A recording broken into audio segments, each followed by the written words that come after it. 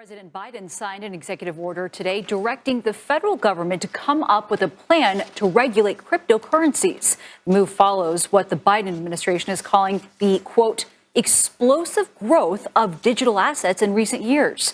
Under the order, the government will coordinate efforts with financial regulators to get a better understanding of the risks and benefits of cryptocurrencies. The directive also calls for the exploration and consideration of creating a digital form of the U.S. dollar. All our analysis on CBDC, in particular for the use of general use, we tend to establish the equivalence with cash, and there is a huge difference there.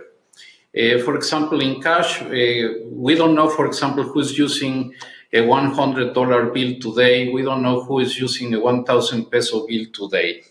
A key difference with the CBDC is that central bank will have absolute control. Central bank will have absolute control. Central bank will have absolute control on the rules and regulations that will determine the use of that expression of central bank liability.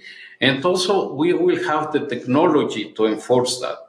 Those two issues are extremely important, and that makes a huge difference with respect to what cash is. Essentially, what you're trying to do is you're trying to get people to buy into a solution before they see where it's ultimately going to go. Because you're talking about a transaction system that is no longer a currency, it's a control system. So it's like a credit at the company store. If every central bank comes out with a digital central bank currency, they have the ability to turn your money on and off. So if you don't behave, that's it. And of course, as we know, they want to combine this with transhumanism, which means literally, I take injections that can institute the equivalent of an operating system in my body.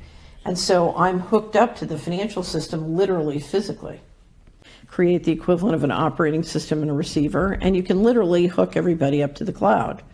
And that includes hooking them up in a way that their transaction system, the Bible calls it the mark of the beast, is one way people know this up. But you're basically talking about being able to digitally identify and track people in connection with their financial transactions. So it's a world of zero privacy. But more importantly, what's important to understand is if you then institute one or more central bank cryptos, you're now talking about a system where every central bank in the world can shut you off individually from transacting if they don't like the way you're behaving. So many people are familiar with the social credit system in China. It's very similar. You're basically, if you install the smart grid in their car, their community, and now literally in their body, you've got 24/7 surveillance. And if people don't do what you say and behave the way you want, they can and will shut off your money. So, and they'll also have spatial control. If they say you can't travel more than 5 miles, that's it. Because you're in a complete digital control system, and it's controlled by the central bankers through the money. We're digitizing everything, but it includes the human body as well and the human mind. So this system comes with complete control not only of your ability to transact financially, which is hooked up to your body, but very sophisticated mind control technology through the media and those cloud connections. So basically, you're talking about hooking up into the Borg, if you will.